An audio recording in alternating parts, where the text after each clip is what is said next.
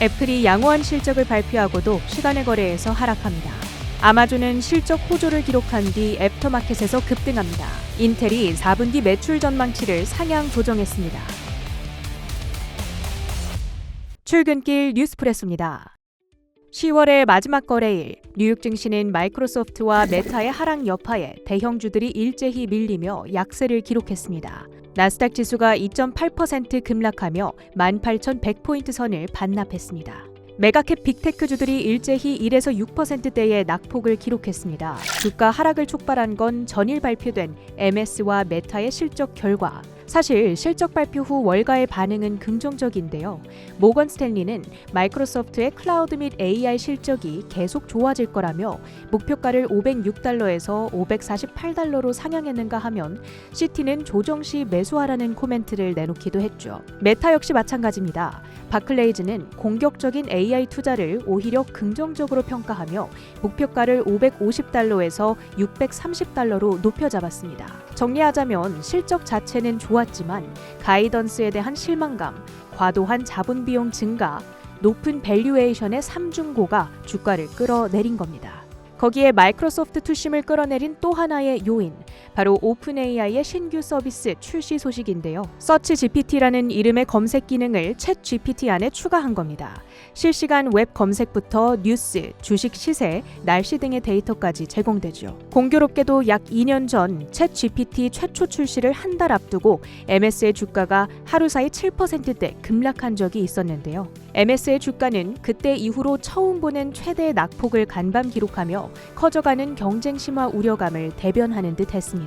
한편 빅테크주들의 AI 지출 증대는 이들로부터 막대한 돈을 벌어들이고 있는 엔비디아에겐 호재인데요. 간밤에는 AI 성장에 대한 기대감보다는 빅테크 밸류에이션 부담감에 초점이 맞춰지며 반도체주들도 일제히 급락했습니다. 엔비디아가 4.9%, 필라델피아 반도체 지수는 4% 하락입니다. 장 마감 후 애플과 아마존의 실적이 공개됐습니다. 이번 빅테크주 실적 주간의 마지막 희망과도 같았는데요. 강력한 실적이 나와줘야지만 빅테크주도 증시 반등 내러티브가 살아날 수 있기 때문이죠. 아쉽게도 주가 반응은 엇갈리는 흐름인데요. 먼저 애플, 전년 동기 대비 6% 증가한 949억 9천만 달러의 매출을 발표하며 매출 비트를 기록했습니다. 또 1.64달러의 주당 순이익을 발표하며 전망치를 웃도는 이익을 거둬들었죠. 무엇보다 최근 아이폰 16의 수요 부진 우려로 주가가 압박을 받은 만큼 아이폰 매출이 가장 큰 관심사였는데요. 462억 2천만 달러로 예상치를 웃돌았습니다.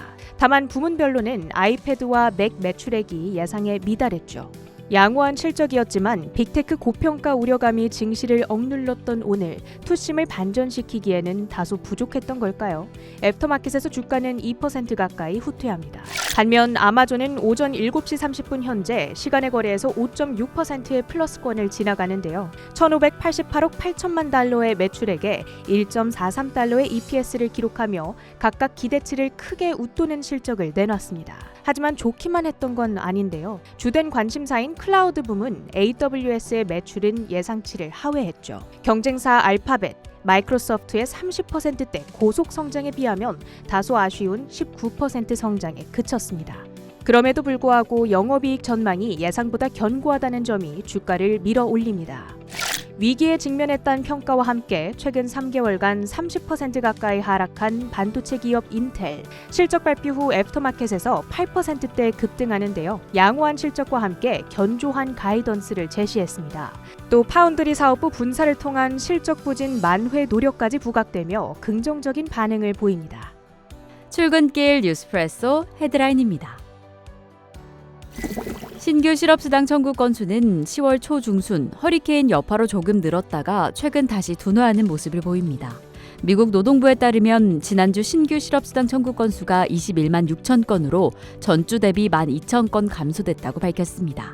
이는 지난 5월 이후 5개월 만에 가장 낮은 수치입니다. 계속 실업수당 청구 건수 역시나 예상치보다 진정되며 견조한 고용 지표를 보였습니다. 이 고용 상황뿐만 아니라 물가 또한 안정세를 이어가고 있습니다. 연준이 주시하는 물가 지표인 PCE, 이 개인 소비 지출이 예상대로 둔화되고 있는데요. 1년 전보다는 2.1% 올랐지만 월가의 예상치에 부합하는 수준입니다. 전월 대비해서 상승했지만 예상치와 부합한다는 점, 이 부분이 인플레이션이 계획대로 안정되고 있다고 시사하고 있습니다. 고용도 안정되고 인플레이션도 진정되는 이런 상황. 이제 내일 공개될 고용 지표가 더 중요해 보입니다. 고용 시장에 대한 정확한 흐름으로 다음 주 연준의 금리 기조에 힌트를 잡아보도록 하겠습니다. 간밤 미국 시장의 충격은 마이크로소프트와 메타의 주가 하락에서 시작된 것으로 보입니다. 두 회사 모두 시장의 기대치를 웃도는 성적을 발표했지만 AI 투자 확대 전망이 투자자들의 우려를 키우고 있습니다. 마이크로소프트는 AI 투자에 여전히 많은 인프라가 필요하다며 지출 확대 계획을 밝혔고, 메타 역시나 자본 지출 전망을 약 10억 달러 상향 조정했습니다. 이렇게 투자 비용이 크게 증가하고 있지만 AI 분야에서 당장 뚜렷한 성과가 나오지 않는 상황, 그러한 상황 속에서 이러한 추가 결정이 부담으로 작용하고 있습니다. 이에 따라 투자자들은 빅테크 기업들이 AI 지출을 어떻게 관리하는지 조금 더 주목하고 있습니다. 이에 메타와 마이크로소프트가 위기 상황을 겪는 반면에 아마존에 대한 평가는 다릅니다. 아마존은 AI 분야에 투자하면서도 마진을 높일 수 있는 역량을 충분히 가지고 있다라는 평가를 받고 있는데요. 아마존은 우선 엔비디아 칩에만 의존하지 않고 자체 AI 칩을 개발해 비용을 절감하는 점, 그리고 전자상거래, 광고, 아마존 웹 서비스 등 다양한 사업 부분에서 아마존의 마진 확대가 기여되는 점을 아주 긍정적으로 평가하고 있습니다.